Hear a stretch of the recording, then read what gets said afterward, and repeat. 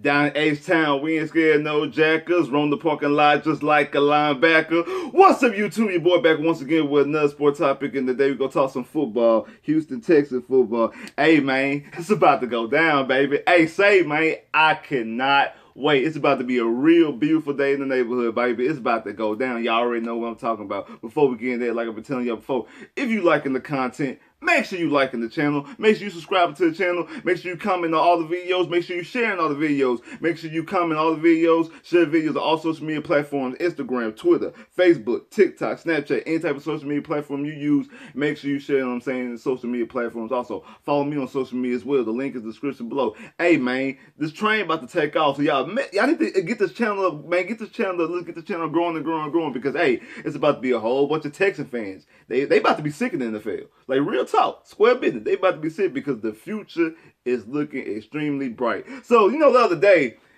the news dropped.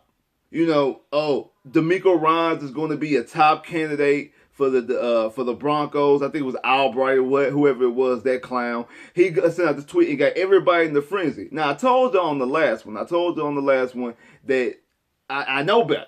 But I'm extremely confident that the Texans were going to do the right thing and go after DeMeco Ryans because it just made too much sense. They were going to do the absolute right thing and go after DeMeco Ryans. So I just believed that was going to happen. So I wasn't worried. I wasn't worried. It was fake news. It's fake news. You're wrong. You're wrong. It's fake news. You're fake. It's fake news. And I knew it. I knew it the whole time. So then, Friday, Ian Rappaport tweets out and says that he is the top candidate for the Houston Texans, and then gets on Pat McAfee's podcast and says that it's not it's on mutual, it's interest on mutual on both sides, and he's going to be meeting with the Texans when the game is over with, when he finishes the NFC Championship game. Win or lose, he's going to be meeting with the Texans upcoming weeks, and if everything works out like it's supposed to, he will be the head coach of the Houston Texans for this upcoming season.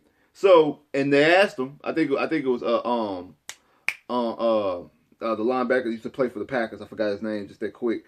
He asked him, hey, so if it was if DeMeco's offered the job between Houston and Denver, who would he take? And Ian Rappaport said he's going to take Houston. And that's all I need to know. That's all I need to know because everybody's talking about, he's going to take Denver. He got the Walmart money and he got let Russ cook and all that. Man, he don't want to deal with that. Why would he want to deal with that when he could come here and get a brand new, we could bring him a Houston home gift by bring him a brand new franchise quarterback, somebody who played as old alma mater in Bryce Young. And I think it's a perfect fit. Like, it fits perfect. Now again, hey, I'm hyped about CJ as well. I like CJ just as much as I like Bryce. I'm gonna have a video talking about the difference exactly about the fits. But for the sake of this argument, it just fits and goes so perfect to bring in him. They both played at Alabama, so I'm pretty sure he knows him pretty well. DeMeco used to play here in Houston, so you already know that's a fit. His wife is from Houston. She from the city. She trying to come back home. So everything is just a perfect fit. Everything just fits like a puzzle piece. Everything just fits perfectly into where it's supposed to fit in. It just makes too much sense. I said this last time. It makes way too much sense. Now, again, they have to get the deal done. They have to get the deal done, and the deal is not official until the 49 season concludes, which is after the game, after the NFC Championship game, or after the Super Bowl if they happen to win the NFC Championship game and make it to the Super Bowl. And how good would that be for him to actually come off a Super Bowl championship? Even though I've been saying that it doesn't transfer, like it does, you don't bring the championship over. So just because he's a Super Bowl champion or defensive or been to a Super Bowl as a defensive coordinator in San Francisco doesn't make Houston automatically tender. But it does give the Texans credibility. I will give you that. It does give the Texans credibility for making making the right coach hire from us as fans. There's something that we can use as a talking piece, and also for people in the national media who've been bashing the Texans, and speaking all these stupid false narratives because they only upset the Texans for firing coaches back-to-back years because both of them black. Because the 49ers did it a couple years ago before they end up hiring Shanahan. They fired 2 back-to-back coaches after 1 year. Nobody says anything. Same thing with the Giants. They did it a couple years ago too, where they fired 2 coaches after 1 year, back-to-back. But then no one says anything about them. Nobody talks about how trash of a franchise those poor franchises operate. Now, granted, they both have Super Bowl championships and success in their history. The Texans do not. I just think it's just easy. I think it's easy to just point the finger. Oh, we fired them because they're black. Because both of those situations, they fired 2 white coaches in back-to-back years, and no one said anything. No one said boo. But the Texans got to be this. But now they interviewing a black candidate. Like, for instance, if the Texans felt that way about, if the Texans really did feel that way about him, why'd they interview another black candidate? Why are they? And then not just, I know you got the whole ruling rule. Not only just interview him, you're getting deep into the process with him. That doesn't make any sense. If it was just about, they're gonna hire him just to fire him, just to fire another one, we're just gonna fire another black coach. Like, come on, like, that doesn't make any sense. So I don't believe that's the case. I believe it's this the right time, the right fit. It's like that girl in high school that you always had a crush on, but it was never the right time. Either you was in a good relationship with somebody that you were really feeling, and she was single. Y'all was never single at the right time. Like, you was in a relationship and she was single, and then you single, she's in a relationship. Like, it was never, it never. And then eventually, later on in life, when y'all in your 30s and the 40s, y'all both happy to be single at the same time, and now it's just the actual right fit. That's what this is. Because DeMeco could have been looking for a job last year, chose not to. The Texans, well, they did end up hiring a head coach, but in previous years, the Texans wouldn't have been able to. Just like it's the right time to get a franchise quarterback in Bryce Young, because we've seen this in Houston in history before. The last couple times we've had a number 1 overall pick, there was not a quarterback worth taking number 1 overall. The last time was when we took David Carr back in 2002 and it ended up being the wrong decision. This time, it's the right. We have high draft capital. We don't have the number 1 pick. We have the number 2 pick. We have the number 2 pick, and there's 2 quarterbacks in here: Bryce Young, C.J. Stroud. Now, again, I like both of them pretty much equally, but I just feel like Bryce probably fits the situation better. Not just the Alabama buzz, just the whole getting your franchise out of this funk that it's been in for the last 3, 4, 5 years. Like, it's been a dark cloud around the Texans ever since that 24-0 lead against the Kansas City Chiefs. Dark cloud around them, and it's been getting darker and darker, and just pouring rain, and there was no sunshine when she gone. This could be this ray of sunshine right here, going out there and doing the right thing and hiring DeMeco Ryans. So, Cal, I need you to gas up that jet. Gas up, because anytime y'all want to make a big move in this place, you go get Nick Caserio, you go get Ed Reed, you always go get that jet. Go gas up, get that jet, and fly to San Francisco. Hey, if I was you, I'd fly to Philly and pick up DeMeco from the facility in Philadelphia. That's what I'd do if I was you. But go to San Francisco, and you have Dre on that plane. I need you to have J-Jo on that plane, because hey, we gonna get this right. We about to get this right. Go find out wherever him and his wife favorite restaurant is. Make sure you rent that restaurant out. They can have anything they want on the menu. You know what I'm saying? And you put together. You tell them your pitch. You sell them your plan, your vision on what you want the Texans to do, and how he could be a part of it. The team that believed in him. It believed in him in he was going on an NFL career. Like, life comes full circle sometimes. The city who drafted you, the city where you met your wife, the city where your wife is from, the city where y'all got married at, the city that y'all have a house still here, a city where y'all built homes, I think, for people for the pandemic, still here in Houston, like a charity that they do here in the city of Houston. So you have a lot of Houston ties. So it pulls on the heartstrings. But again, DeMeco's the number 1 candidate even without that. All that's extra. Like, all that fluff is actually extra. Best defense for the last 2 years. The hot candidate, a guy who's talking about that, he called when he's telling the linebackers before the headset cuts off. He's telling the head linebacker, like, hey, this the formation. This the personnel they bringing out. They running either play A or play B. And the linebacker said he's 9 times out of 10 he's right. He gives them 2 options. Either play and run this play or that play. So look out for this. And boom, they're running either A or B. Like, just that high football IQ. A guy who came in as a rookie, and they was calling him Cap as a rookie. Came in, I don't know if he was a captain as a rookie. I know they was calling him Cap as a rookie. I don't know if he was a captain, but I do know he was Defensive Rookie of the Year. I do know he was a first-team All-Pro. I do know he's a 2-time Pro Bowler. All this is his rookie year. He was a Pro Bowler, first team All Pro. And no, he was rookie year 06. He was first team All Pro and Pro Bowler in 07 and the Pro Bowler in 2008. I'm sorry, so it wasn't his rookie year. So in 3 consecutive years, he had 3 different accolades in 3 consecutive years. So he wasn't just a flash in the pan person. He was definitely a dominant force, a very good player. Now, I'm not going to sit up here and act like, oh, he's my favorite all-time Texan. Because to be honest, DeMeco's not my favorite all-time Texan. It's Dre, it's Foster, it's JJ, it's Cushion, it's things like that, Hopkins. I mean, before the allegations, you're going to throw in Deshaun and things like that. So, I mean, you got other players out there who people... But speaking of Brian Cushion gives his credit to DeMeco, saying DeMeco is the reason why he was rookie of the year. Remember, Brian Cushion was defensive rookie year as well. He claims that DeMeco was the highest reason why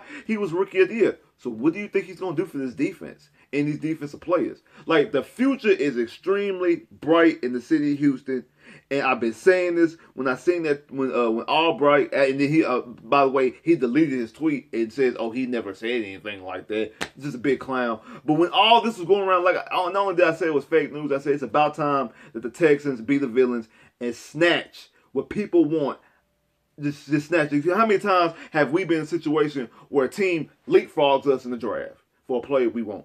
Or signs a player who we want in the offseason? Or hire somebody who we want to hire. Or just do all type of things. Jump us. They able to get the number 1 draft pick because they lose a game and they tank better than we do. Like, teams always constantly do what do and leapfrog the Texans and do what the Texans want to do. The buck stops here. And this is an example of that because DeMeco Ryans is the hot candidate. He's probably the number 1 candidate, number 1, number 2 candidate on all 5 job openings this year. Because everybody wanted to interview him. But he only interviewed with Houston and Denver. And Denver because they panicking right now. They got the Walmart money. They panicking right now, whatever the case may be. Now it's time for the Texans to do what other teams have been doing to us for the past 20 years.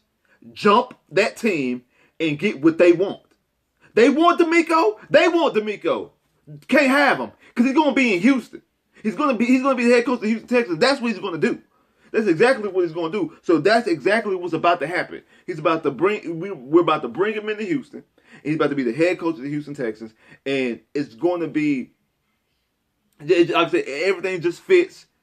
And now you're gonna have different voices because another reason why I wasn't high on Gannon was because Gannon and Nick Caserio kind of have the same line of thinking a little bit. Like he's a Nick Caserio guy. I think they're from the same hometown, if I'm not mistaken. They didn't go to school together. Cause I think obviously Nick Caserio's older, but they know each other. They know each other pretty well. And you never do business with people who are yes men or have the same line of thinking of you, because yes men going to enable you, and people have the same line of thinking of you. They have the same line of thinking of you. Therefore, y'all constantly make the same mistakes, and you fall victim to your mistakes. You need that opposite side of the coin. You need somebody to challenge what you're doing. Because I know one thing, because of all the fear. If you bring in DeMeco Ryans, ain't no damn way they're going to draft no Will Levis. Ain't no way it's drafted Will Levis. It's either Bryce Young or CJ. And it's probably going to be Bryce Young. The only way it's probably going to be CJ if somebody leapfrog you to get Bryce Young, or even DeMeco, even though he's a Bama guy, he has concerns about his size, which I don't think so, because he knows that Bryce Young is a playmaker. The future is bright in the city of Houston. The future is bright. When's the last time we really could say that, truthfully? I mean, I guess going into the 2018 season after Deshaun Watson's rookie year, and going into that 2018 season, we the future is bright. But even going into 2019, we didn't feel that way because you had the whole Clowney situation. You had the Clowney situation. You had the drafting Bryce out, Tyus Howard over some defensive players and things like that. The whole Brian Gaines getting fired type situation. What else did you have? You had what else you had? Just because we actually seen how the offense looked like, Deshaun's rookie year, those first 6 games, offense looked extremely explosive, and then it didn't look like that in 18. So going into the 19th season, we had more questions about Bill O'Brien and things like that. So I think the most this city has had faith going into their team was going into the 2018 season after Deshaun Watson's rookie year, seeing what he did. We got Honey Badger that offseason. I think that's probably the best we felt going into a season. The last time we felt good going into a season, because obviously in 2020 we felt like shit going into the season because you traded away Hopkins and things like that, the 24-0 lead, and then we all know what happened the 2 years prior. But the Houston Texans have the worst record in the NFL the last 3 seasons. The worst record in the whole NFL the last 3 seasons. It has to stop. The bleeding has to stop. And it's going to stop with this guy right here because he's a leader of men. I believe he could be the next Mike Tomlin. I believe he could be the next Mike Tomlin. Seriously, I'm not just saying that because he's black. I believe he could be the next Mike Tomlin because he's a guy who's a leader of men, who as a rookie in the NFL was able to get grown men to call him Cap because they believed in him. He was able to lead them. So if he could lead them on the playing field, he could definitely lead them as a head coach, especially as he got the credentials he's doing as a DC with the 49ers. I know 49ers loaded. I know they got talent. I know they got Nick Bosa, probably going to be defensive player of the year. I understand that. I know they got talent down there. I know they're a good team. I know Saleh did his job too. But you also see what Saleh's doing with the Jets as well. And I said this last year, that I think the Texans need to own up and be what they truly are, which is a defensive-minded team. Think about this. The team has best been when they had defense. We came into the 2002 with a good defense, had a couple Pro Bowls and a couple All-Pros. The best team the Texans ever had was 2011. DeMeco Ryans was on the team, mind you, being one of the catalysts, being one of the strong suits of their team, being the leader of the locker room with him and Cushion. JJ was a rookie. You had J. Joe. You had Mario Williams, even though he ended up getting hurt midway through the season. You had Connor Barwin. You had Brooks Reed. You had Glover Quinn. You had Daniel Mann. You had Kareem Jackson. You had a whole bunch of these pieces. He was a part of that. He was a part of that. He's seen it grow. Think about this. He was on the first team that went to the playoffs for the Houston Texans. He was on the first team that went to the playoffs. So he knows this city. Not only he knows it so well, he knows the bad times and he knows the absolute best times, because again, that was the best team. Only reason why they fell short because you lost Matt Schaub and you had to start a third-string rookie quarterback in T.J. Yates like they're doing right now with Brock Purdy. And I'm pretty sure he's going to bring somebody from that coaching staff. I think his name is Bobby Slovic, who's the passing game coordinator, because Kyle Shanahan calls plays. There's no OC in San Francisco, but the passing game coordinator is like Bobby Slovic, if I'm not mistaken. I think he has some ties to Houston as well, but I know he's a passing game coordinator and been there in San Francisco since Kyle's been there, and we know exactly how that Kubiak Shanahan tree run. I know some people like, oh, maybe he's gonna get a Kubiak coach, get one of Kubiak's sons. Maybe not. I'm thinking more likely he's gonna get him. He's gonna get the kid that that's the calling the plays out there, and like I said, the guy who's calling the plays out there in San Francisco. Well, not calling the plays, but the passing game coordinator out there in San Francisco, and bringing him along with somebody like Bryce Young. Like that's what I'm saying. And then the way Bryce Young reads the game, like Bryce Young's best attribute is his mental. Is his mental. Bryce Young is very, very, he can decide plays very, very, very, very good. And I think if you bring him in, and I'm not saying bring in Kubiak as a coach, possibly, you gonna bounce some ideas out of Kubiak. I'm not saying he still lives down here. You're gonna bounce some ideas out of Kubiak. And I know Kubiak wants to see DeMeco do well, and he also wants to see the city of Houston and the Texans do well as well. The Texans hold a special place in his heart because he's from the city as well. So all these things just make too much damn sense. Too much damn sense. And it's about to be a beautiful time in Houston, baby. Like, for real. Like I cannot wait. It's not official yet. It's not official. It won't be official until after the 49 season concludes, whether it be after the NFC Championship game or after the Super Bowl. But all signs point that he's going to be a Houston Texan. The Texans have no reason to rush. Like you see our owner Cal throwing up the H. You see Hannah throwing up the H. Hannah saying we ain't rushing. Hannah taking charge. It's a beautiful thing in Houston right now, and it's about time we start deboing people and taking people lunch money. Because that's what we're going to do with DeMeco Ryans. He's going to start bullying people, and we're going to be the bullies on the block. AFC South, we being the bullies on the block. We about to be the bullies on the block, and we about to start taking people lunch money. Like square business. We about to start taking people lunch money, and they ain't going to be able to handle it. They not going to be able to handle it. It's about to go down, and I can't wait. Like, share, subscribe if you haven't, comment below if you haven't, click that bell, get more videos. I'll holla.